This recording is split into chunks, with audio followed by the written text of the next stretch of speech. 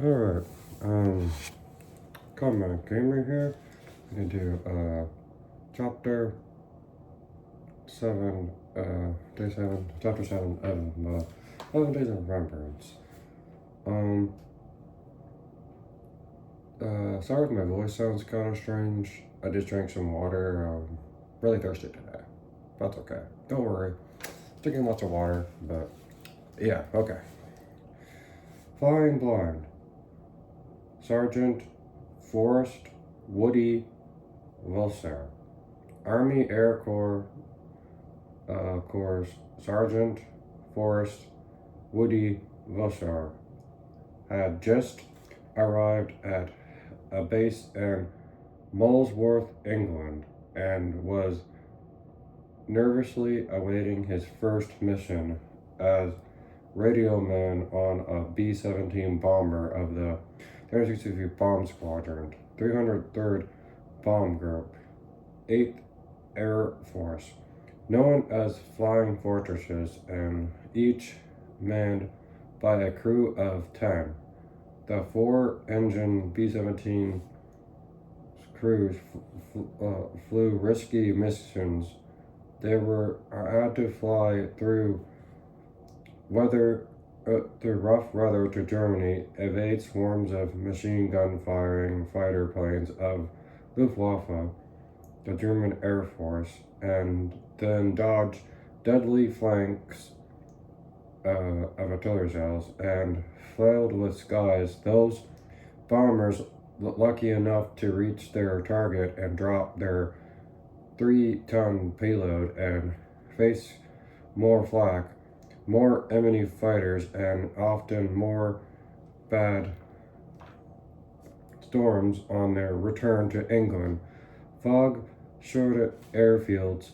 Crews who completed 25 missions earned a trip back to the U.S., but Volker and the knew the average life expectancy of an 8th Air Force B-17 in late 1943 was only 11 missions. Will I ever make it home alive? The 20-year-old airman wondered. During his first 3 days of Molesworth, Vulsar attacked hundreds of B-17s taking off on bombing runs. Inside Germany, every time about 30 planes failed to return, and another 30 were too crippled they barely made it back to base. When it's my turn to fly, I will be up to the task. Volser got his answer. A week later, on his first mission, he was assigned to the crew of a B-17 called the Jersey Bounce Jr., led by Lieutenant John Henderson and pilot and Morel Hartford. The co-pilot navigator warned Wiggins and bomber withdraw Monkers shared space and the nose of the plane and were responsible for plotting the route and accessory dropping the bomb load. They also had to defend the craft with two 50 caliber machine guns on the top of the flying fortresses, and directly behind the cockpit was Bill Simpkins and a rotating plexiglass bubble. His job was to drive off enemy fighters by forming twin machine guns, fire back and the fuselage. The plane main body was Voltaire were not manning the radio. He was strapped to shoot at his own machine gun from a nearby roof hatch. Behind the radio room and beneath the fuselage was the rear plexiglass spear of ball turn gunner Ed Ruppel, and Ruppel's command and dangerous position. He defended the plane's be- belly. Above him was the left and right side of the fuselage, where rest, waist gunners Stace M. Mandy and Ralph Becker, each responsible for firing a machine gun out the side hatches. And a tiny crawl space in the tail was George Beckel with his twin machine guns. On November 26, 1943, the Jersey Bounce Jr. joined more than 500 heavy bombers on a mission to destroy enemy installations at Bochum, Germany, and one of the largest single-day American air raids mounted. Producing the Limburg bombers were more than 300 fighter planes. As the Jersey Bounce Jr. climbed to 20,500 feet, the crew put their oxygen masks at the height altitude. The temperature had plummeted minus 50 degrees below 0 Celsius.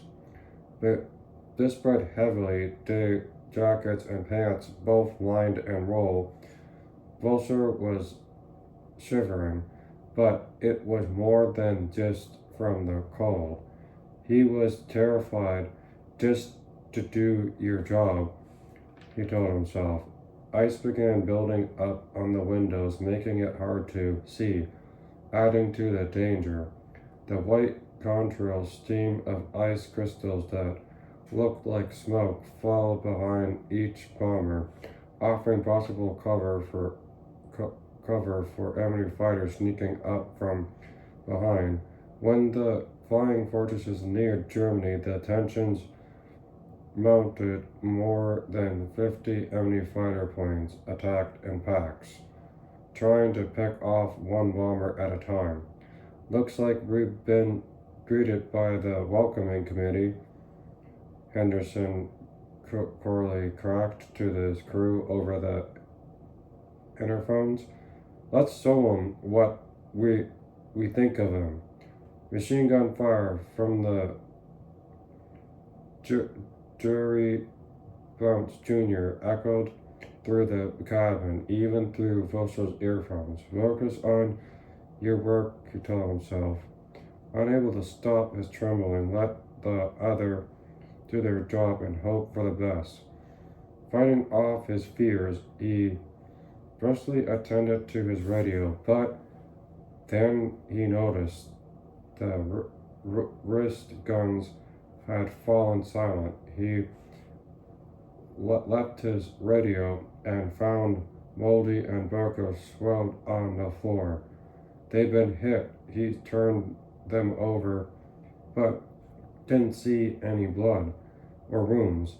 They were turning blue. It was like he realized that their oxygen system had been knocked out, causing them to lose consciousness. As enemy aircraft took aim at the men who were exposed at the open side hatches, Vulture grabbed portable oxygen bottles and revived his comrades. They went back to their posts and fended off the fighters while the plane completed the bombing run. The Jersey Bounce Jr. returned to the base safely, but although the bombers and escorts in the group shot down 70 enemy fighters, 25 bombers and 4 escorts were lost. Vulture had come enough just fine in his first taste of combat. In fact, the officers of the squadron were so impressed they awarded him Air Medal for his quick thinking actions that saved 2 waist gunners, but he still fought fear with Divin. During the crew's 4th mission on December 20th, the target was once again Berman, which was created by a half a kilometer wide ring of anti-aircraft guns and printed to additional fighter planes. He knew it would be the most dangerous mission yet for his crew. Shortly after, the Jersey Jr. joined up with hundreds of other planes for massive bombing run. The first wave of more than 100 enemy fighters attacked them over Holland for a frantic hour. The German planes zoomed in from the left and right, firing their machine guns. They soared above the formations and dropped small explosives on the bombers below.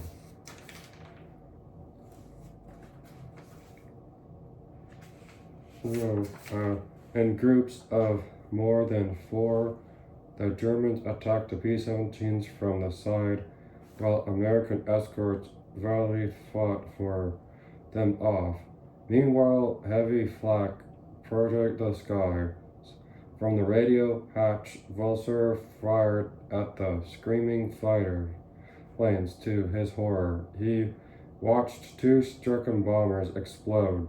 Then another B-17 caught fire and dived slightly below, crash landing in a field. Seconds later, flak knocked out the engines of another B-17, forcing the crew to bail out. Vulser knew that if those airmen survived, they would be caught by the Germans and shipped to a prisoner of war camp. The Jersey Bounce Jr. miraculously evaded the flak and the onslaught of fighters to reach their target, where monarchs shouted, "Bombs away!" "I love hearing those words," Vulser declared, his hopes of a safe mission scored as Henderson churned the B-17 to the north, away from the battle and out towards the North Sea. But then, in the midst of a flurry of flak, the sturdy bomber suddenly began to lose power. "Oh no," muttered Vulser.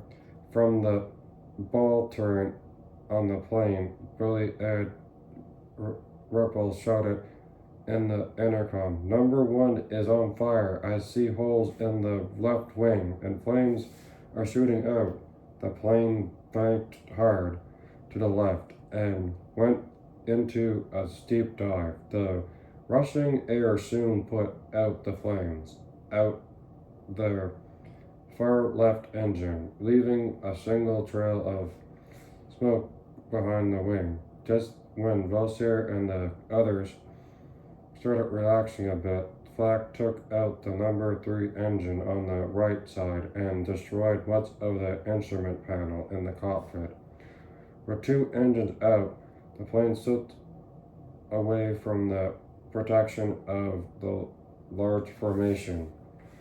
Other bombers that had been stricken had also fled behind and became easy targets for the German fighter planes. Vulser saw 4 crippled B-17s under attack, under the gun 100 meters away, when it blew apart from enemy fire. The Germans shot up another bomber and another, then sent 4, one in a straight death spiral. Now that the fighters had knocked out a disabled bomber, then the sky, Vulser knew that the Jersey Bounce Jr. was next. We had the plane descended to 15,000 feet. Vulser looked out and thought, "Oh no, the entire Luftwaffe is after us." Bullets peppered the lone B-17, creating a long bird-style bomber flying out.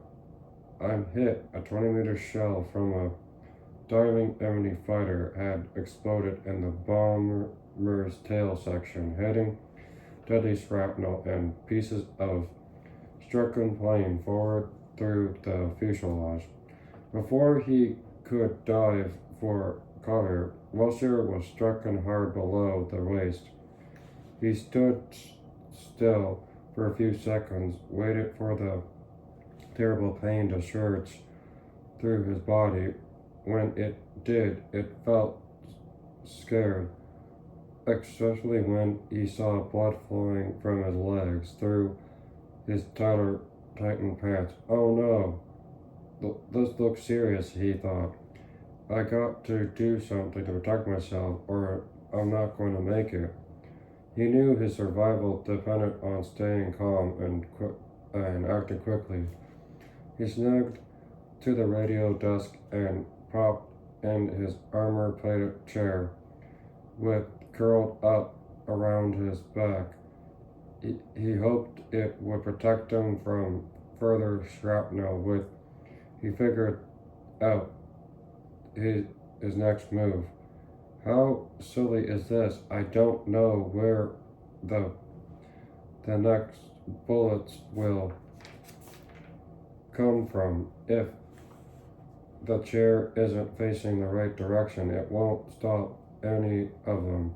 I might as well stand up and fire my machine gun. Better die fighting than to die sitting in a chair. From the open radio hatch, Wilshire looked out the felt stick to his stomach. Enemy fighters were roaring towards his plane from all directions. He didn't know which fighter to shoot at first, so he began firing away in steady stream, praying that some of the bullets would strike the 8 German planes now diving towards the lone B-17. Whatever pain Wilshire felt in his body, his legs, put it to his survival. Fortunately, the bomber's firepower built struck against a German fighter planes.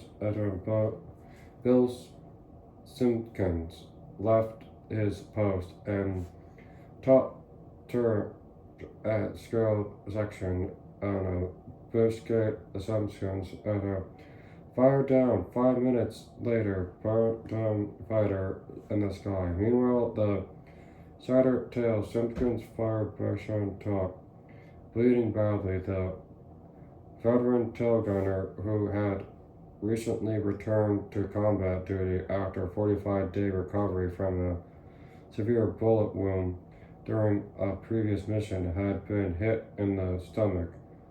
His torn flight suit revealed a gaping wound in his chest, which exploded his right lung. Discipline and abandonment after struggling Briscoe towards the center of the plane. Simpkins tried to give him an injection of morphine to ease the pain. The syringe was frozen from the frigid air. Simpkins thawed it by putting it in his mouth. Then he gave Brusque a double shot of morphine, which Brooks helped Simpkins spelled compassion, compress baggages to slow the flow of blood from the jagged opening in Jagged's chest and abdomen. I can't do it anymore for George, Simpkins said. I don't think he's going to make it. Henderson kept the battle bomber airborne as he gunners Sherwood Vasser brought the Nightmare's attack from the left waist gun position. Simpkins let loose with a loud Yahoo after his bullet scared off the right wing of a fighter.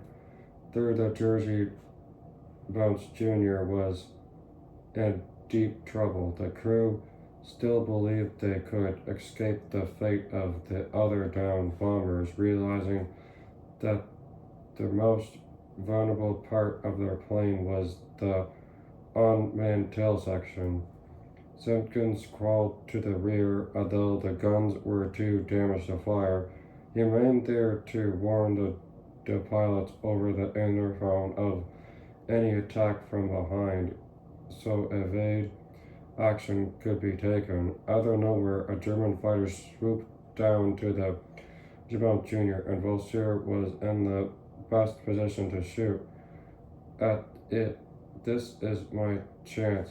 If I miss, we're probably going down. The random pressed the trigger, and the first burst knocked pieces of the fighter left the wing. Vulture kept firing until the fighter burst into flames and tumbled towards Earth. I got him! I got him! He pulled his goggles over his eyes and screamed the air for more targets, but the goggles fogged up and pushed them back up on his forehead. Just then, an incoming 20-meter shell slammed into the breech of his machine gun and exploded.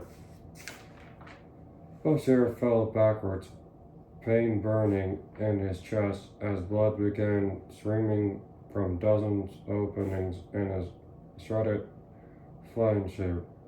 His eyes stunned and his vision blurred. They're not playing the game right. Hitting a guy in the eyes. Damn, I can't see well at all.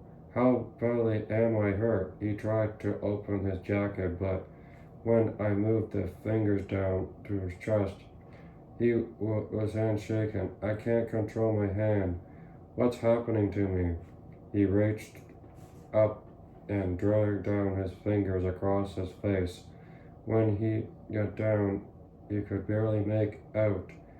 The whole hand was covered with blood. I lost the whole side of my face. I only have half a face. He started wailing because he was awash in pain and panic. I'm not going to get out of this mess now.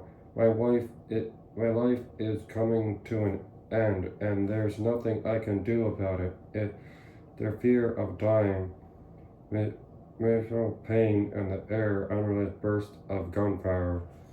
He crumbled to the floor up in a ball and kept screaming because only by hearing his screams could be sure that he was still alive. The crushing terror felt gasping for air, kept screaming, kept scream. He felt numb in the darkness, then imagined his life apparently mind-like mental sideshow, learning how to swim in a Lake Ontario with his brothers and two sisters, becoming a Boy Scout, growing to 6 feet 3 inches and playing basketball for Central High in Louisville, New York, working at a drill press, operating a garrison, and enlisting in the Army Air Corps after World War II broke out, and becoming a sergeant. You passed all these requirements to become a radio man, a bomber expert. One, you're too tall, says the sergeant. You can't be over 6 feet. I got a $5 bill for you if you put down several 2 inches on my form, says Wilson. The sergeant packed the money and replies, you're on your way to flight status, and nearly but denied a chance to fly. Rusher bumps his head on a doorway at a training airbase. The captain says, hold on, Sergeant.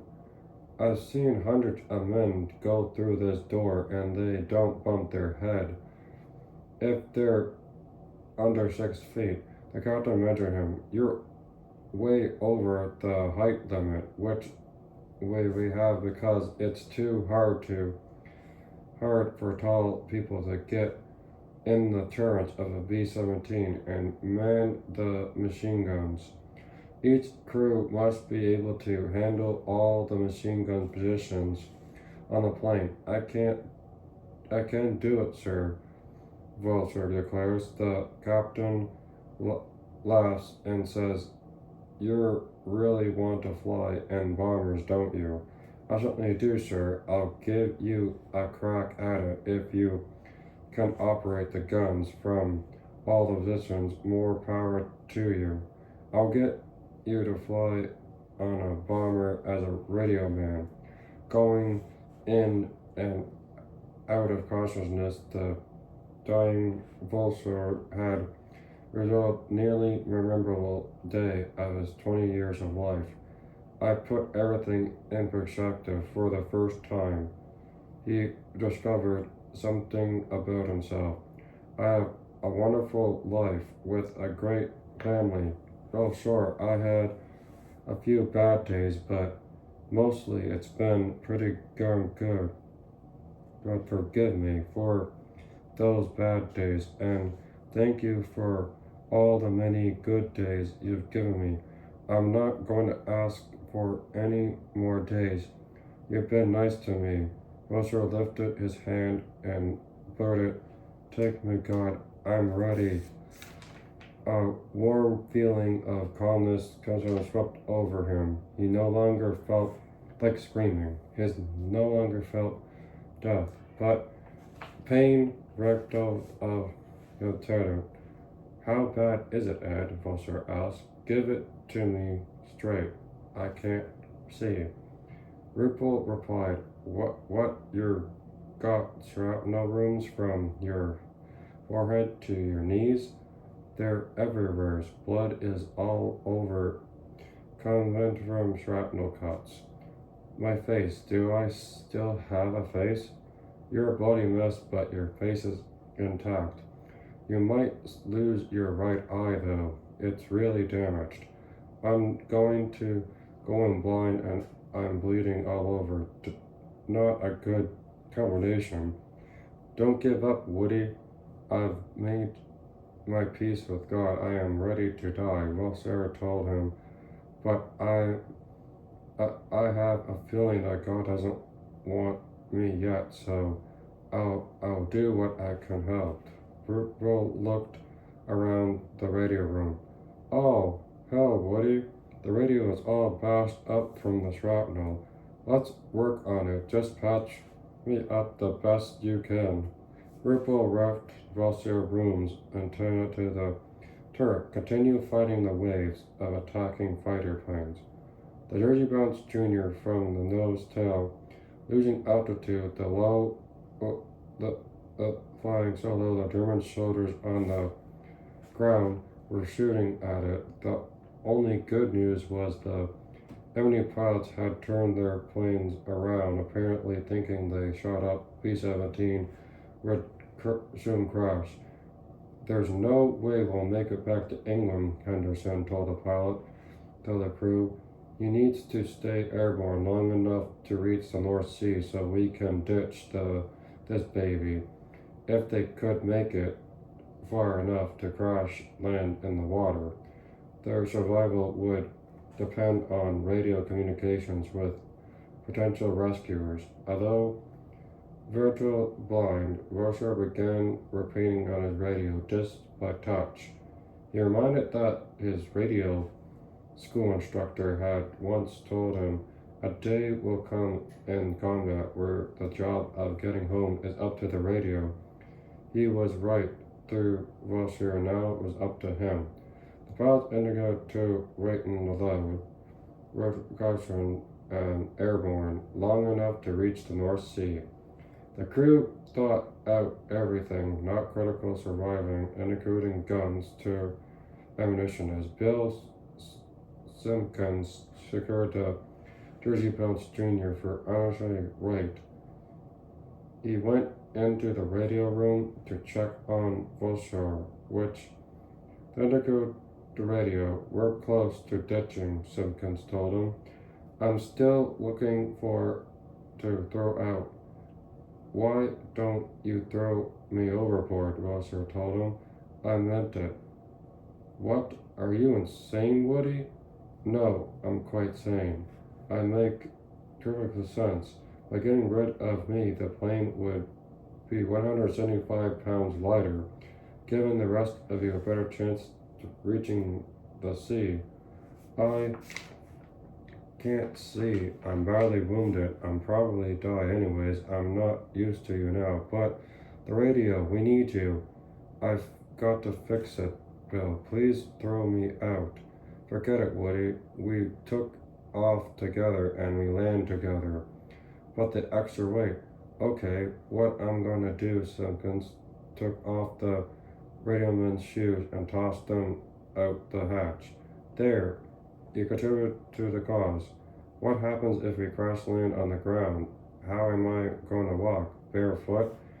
Simpkins looked out the hatch. Hey, Woody, we're nearing the coastline. I see flak, but it's far enough away from us to be a threat. Hey, I see whitecaps. We reached the North Sea. What about Bushki? Vashra asked. Is he dead? He's unconscious and barely alive, although I know with his injuries. Man, the guy is tough. We have him wrapped up in life preservers and he's lying on the floor near us. 317 continued to altitude over the North Sea. Vulture tried to send an SOS. At first, there was no transmission, but quickly discovered a problem, a loose connection on the transmitter key. He could see clearly enough to make the repairs, so he instructed Simpkins to fix. Most of the crewmen had gathered the radio from Vulture tried again to transmit SOS. They cheered when he received a response from England. Vulture kept sending out signals until England was able to determine where the Jersey Bounce Jr. would ditch. On instruction relayed by Vulture, Henderson set a course that would put the plane down near a Norwegian trailer. Vulture then ditched was dangerous mission of 180 pilots and crew of the 303rd, who had ditched. Only 69 had survived. Everyone pressed great cushions over the bellies. Henderson ordered, we're going in. We're at 400 feet. 300, 200, 100. Brace yourselves, boys. Henderson asked the plane, do you wave top level on the Henderson? Fatal swapping laid down the strum in the radio room. Vulture returned as station containment with England. Henderson pulled on the yoke, forcing the plane up, and the tail would smack the water first. The bomber caught the crest of a wave and rode it like a surfer, then shorted the about top. Everyone in the radio room was violently forward. A jumble of double glass steel flew around the crew heads. Also yelped where his injured body. Bloody slammed into a bulkhead. He just like the third always did. Pain kept herself beveled up. The smash boat a turret. Time was running out. They had only a few minutes before the plane sank. As the Jersey Bounce Jr. filled with water, the crew hustled out the hatches. Half of the men into the right wing, and the other half onto the left wing. Simpkins filled Bush through the hatch, threw gently on the right wing, and helped inflate the 3 life rafts. Vulture actually threw the catch on the own, although hardly able to make the shapes. He could tell the brisket was swimming on the wing, but he noticed the brisket was turning to ship off wing, held forward to the water, and could fall down the other comrades. So, wish, dear God, the plane give me strength, but as airman, I can't hold out any longer. Help, he yelled, and they called second to the men.